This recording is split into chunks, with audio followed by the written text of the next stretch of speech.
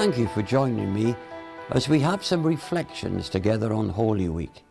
We're about to celebrate the Easter holiday, but the very word holiday comes from two words, holy day.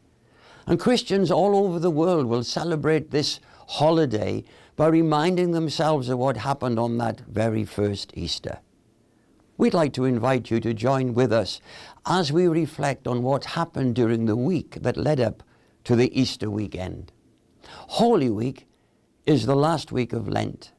And when we follow Jesus from Palm Sunday, which we reflect upon today, right up to his death on Good Friday in preparation for his rising from the dead on Easter Sunday, we're going to retrace the steps of Jesus as taught in the Bible to help us understand just why we celebrate and what we celebrate.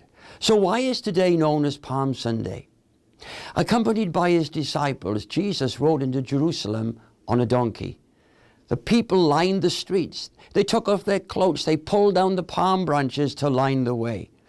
On that Sunday before his death, Jesus began his trip, knowing that soon he would lay down his life for the sins of the world. Nearing the village of Bethany, he sent two of his disciples ahead of him to look for a donkey with its unbroken colt. And Jesus told his disciples, "Untie those animals and bring them to me." Then Jesus sat on that young donkey and slowly, humbly made his triumphal entry into Jerusalem, fulfilling the ancient prophecy in Zechariah written over 500 years before Christ came. Listen to what Zechariah said. "Rejoice, O daughter of Jerusalem. See, your king comes to you righteous and victorious, lowly and riding on a donkey and on a colt, the foal of a donkey." The crowds welcomed him, waving their palm branches, shouting, "Hosanna to the Son of David.